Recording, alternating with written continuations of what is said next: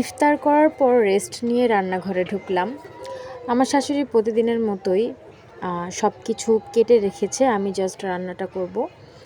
তো এখানে ডাল ধুয়ে নিলাম। আজকে রান্না করব হচ্ছে ডাল আর মাছ। তাই মাছটা আসলে ধোয়ার জন্য লবণ দিয়ে মেখে নিয়েছি। প্রতিদিন একই টাইমে রান্না করি না, অনেক সময় ইফতারের আগে করি, আবার অনেক সময় ইফতারের পরে। তো যাই হোক, মাছ রান্নার প্রস্তুতি চলছে। এটা হচ্ছে রিঠা মাছ। আমি আজকে রিঠা মাছ দিয়ে আলু দিয়ে টমেটো দিয়ে রান্না করব। তো আর লাউয়ের ডাল রান্না করব। লাউয়ের ডাল অনেক দিন ধরে খাওয়া হয় না। তো মূলত আজকে রান্না করার কথা ছিল লাউ দিয়ে চিংড়ি, কিন্তু আমি আসলে বলেছিলাম যে ডাল খাবো লাউ দিয়ে, তাই আসলে আজকে লাউ ডালই রান্না করা হচ্ছে। এদিকে মাছের জন্য কিন্তু সব মশলা নিয়ে নিয়েছি, মাছ কষাবো।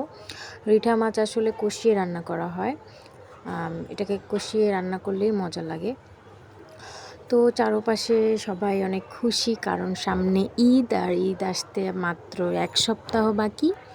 এর মধ্যে সবাই শপিং অনেকে করে নিয়েছে, অনেকে করে নাই। তো যাই হোক, সবার জন্য শুভকামনা। ঈদ আসে আনন্দ নিয়ে, খুশি নিয়ে, চারপাশে জমজমাট একটা পরিস্থিতি।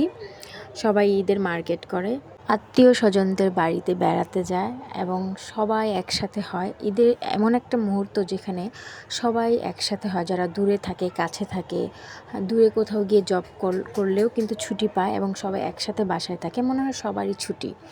তো যাই হোক, সবারই ছুটি হলে কিন্তু আমাদের ছুটি নেই। আমরা যারা বউ আছি, মা আছি, তাদের কোনো ছুটি নেই। রান্না শেষ করে আমার প্রিয় শো দেখতে চলে আসলাম। আমি খুবই এক্সাইটেড ছিলাম যে কখন রান্না শেষ হবে। Bye bye.